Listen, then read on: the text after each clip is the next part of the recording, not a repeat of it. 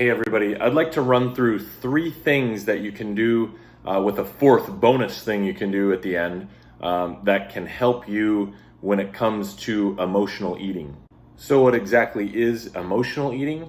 Well, it's where you're not hungry, you're not eating for any logical reason or any other reason than to try to maybe cover up some feeling or some emotion that you've run into recently. So the first way to deal with an emotional eating episode is to recognize it, first of all, and realize that this is part of being human. It's okay, it's normal.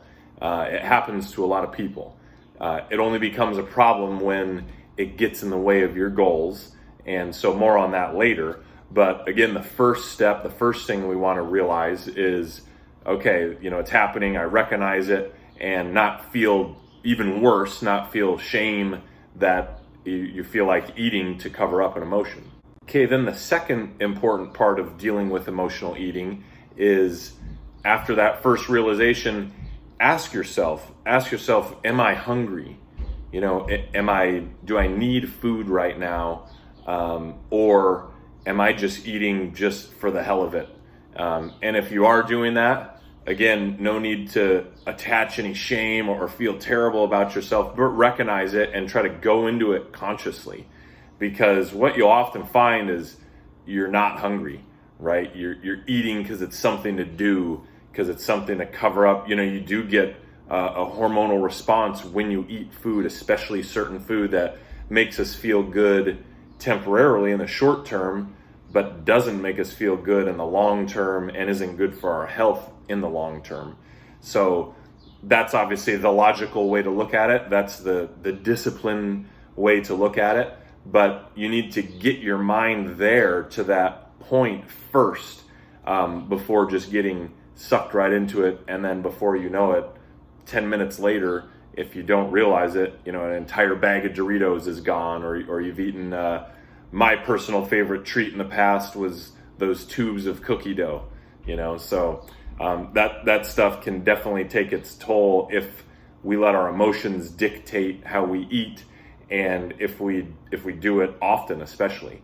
Okay, so the third important part of emotional eating is to have goals and a purpose with your health and related to food. Obviously we all eat partly because it tastes good and we enjoy food, right? Even the strictest dieters or bodybuilders or whatever, they still enjoy their food. They just keep it within certain parameters that fit their goals, right? So if you yourself have certain goals and certain principles that you want to follow to get to a healthier lifestyle, that's now the next step when it comes to emotional eating, is to think about those, and that gets your mind back on track, because we all know that small decisions can add up and end up being what our life leads to, right? And don't tell yourself you don't have the willpower to do it, because you absolutely do. You don't just go out willy-nilly spending money on everything and getting into huge debt, not being able to pay rent. I mean, even if you don't feel like you have a lot of discipline, you do have discipline in certain areas of your life. And we need to use that when it comes down to emotional eating. But again, we need to follow it in that logical progression of first recognizing it, telling yourself, hey, you don't want to add more emotion and add more shame. Like, this is normal. This happens to people. Number 2, asking yourself, am I hungry? What am I doing here? And number 3, thinking about your goals and your purpose when it comes to either your health or whatever other goals you might have that are related to nutrition or the food that you're putting into your body. I would assume most of you and most people don't have goals that are congruent with eating an entire bag of Doritos or several bites or a half a tube or whatever of cookie dough, right? Fortunately, back when I did that, it was when I was trying to bulk up anyway. So I was basically a garbage disposal, eating as much as I could. And I remember people would say, oh, well, that must be nice. You can eat whatever you want, whenever you want. But you know what? It was tough because I was always full. And so I'd need to find things like cookie dough or whatever to still be able to stomach food. I mean, I needed a lot of calories. I've always been very active and had a fast metabolism as well. So I really needed to try to overload that. Not real good for my health, in the long term.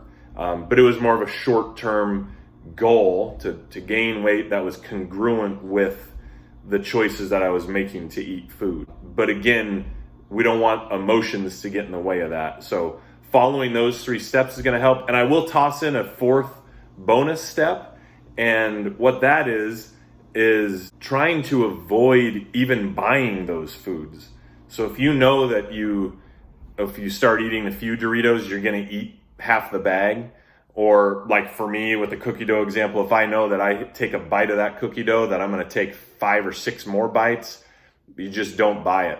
So when you're at the grocery store in a good mindset, because you're shopping, you're not emotionally shopping, just throwing stuff in your cart, right? You're shopping with some reason and some sense as far as, okay, this is a good deal. This is healthy. I'm going to buy this. I'm going to buy that. I'm going to cook this later this week.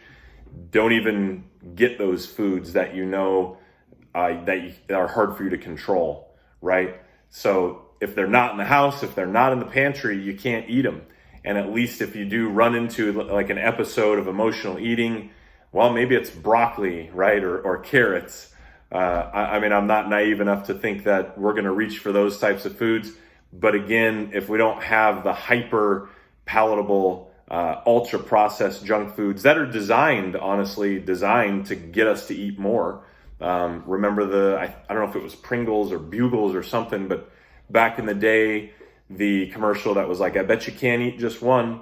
Well, that's true. Those foods are engineered to be like that. There's food scientists that work for those companies. And I'm not saying that that's right or wrong that they do that, because it comes down to our personal choice. We can still enjoy those foods if we want in the right setting.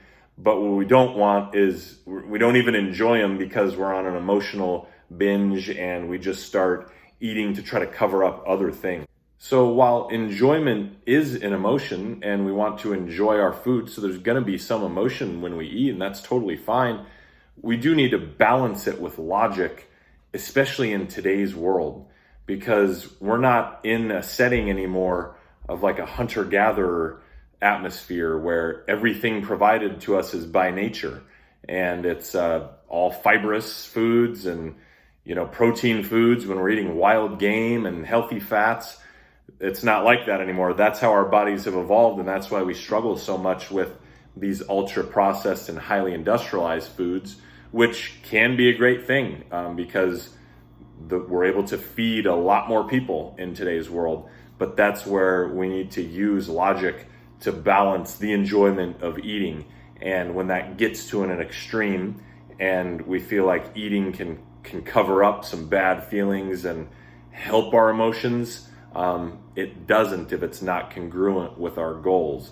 So to get to that 3rd step, and remember the 4th bonus step of not even having it in the house, but to get to that 3rd step in the progression, make sure you recognize it first.